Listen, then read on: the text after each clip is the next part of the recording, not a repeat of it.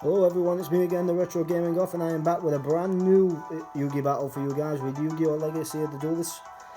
And this time I'm going to be using a new deck, well, new, old, depending on your interpretation of it. It's the Sphinx deck that I've created.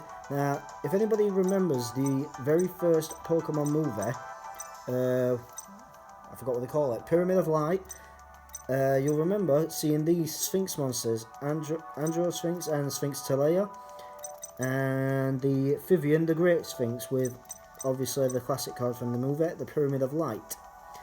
Now, I built this deck purposely because a long time ago I nearly quit the game of Yu-Gi-Oh! And the movie was just about released on DVD, and I watched it and it just lifted my spirits back up. So for that reason I've built the deck again. And I've upgraded it a little bit because obviously a lot of new cards have come out. It's mainly a beast deck with some adaptations of beast warriors and a bunch of other stuff to help support the Sphinx cards, and overall just you know, give that little bit.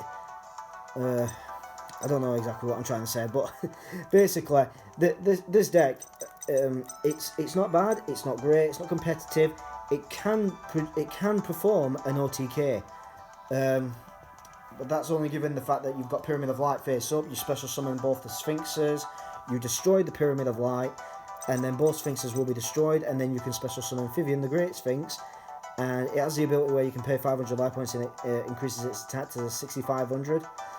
Combine that with Wild Nature's Release, and it adds the defense power onto a beast warrior or beast type monster's attack power.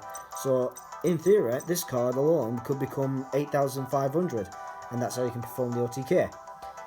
Simply with obviously the combination of Twister, Twin Twister, the original Twister, MST, Mystical Space Typhoon, and yeah, that's basically all it takes. Just play Pyramid of Light, special summon the two Sphinx, destroy the Pyramid, special summon Great Vivian, and then play this spell card. Now that combination itself sounds a bit too much because obviously it requires, what, a total of 6 cards, so basically your opening hand, unless eventually you do draw into it. But with that being said though, this deck has performed pretty well so far. You might actually be surprised. If anyone remembers Chumley from the GX series, this little guy with the cute koala, this guy is mainly the reason why this deck is complete, because although I bought a lot of Yami Yugi's booster packs and unleashed and got the Sphinxes and the Pyramid of Light, the support for beast monsters alone was because of Chumley, and for that reason I'm going to battle him.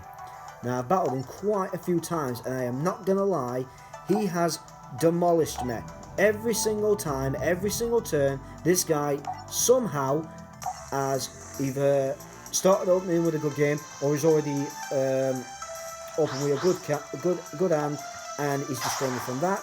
Other times, I've gotten the advantage, but somehow he comes back fighting.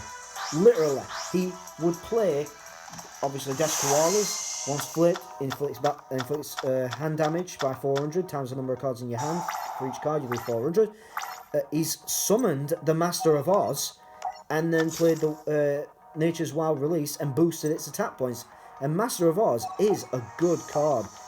Not the kind of card you would run in most duels. I think I've only ever known one person ever run Master of Oz, and it's a long time ago since I've seen this person play it.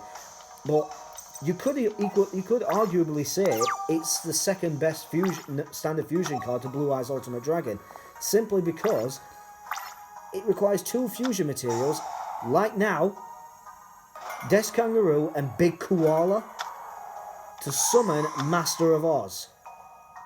Typical, isn't it? I talk about it and straight away he's playing it. This is what I'm saying. And look at this thing. It's big enough as it is. No, I don't want to activate no cards right now. Its attack stats is literally 300 points difference to Blue Eyes Ultimate. And Blue Eyes Ultimate requires stronger monsters and, you know, polymerization, And what are you getting out of it? You're getting a Blue Eyes Ultimate Dragon with 4500 attack. Yeah, a lot of Blue Eyes support. I realise this.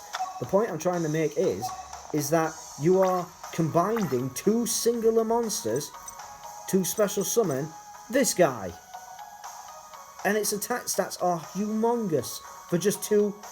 I mean, even Red Eyes Black Dragon and Summon Skull. Two equally rare, equally powerful monsters. And they summon a Black Skull Dragon with 3200 attack points. So how does that work? I mean, it's like Gaia the Fierce Knight and Cursor Dragon. Again, two monsters near enough the same attack strength with 300 points difference. Yeah, 2000 attack with Cursor Dragon, 2300 for Gaia the Fierce Knight. And yet, what do we get from their fusion? Gaia the Dragon Champion, which is only 2600 attack. It's worthless.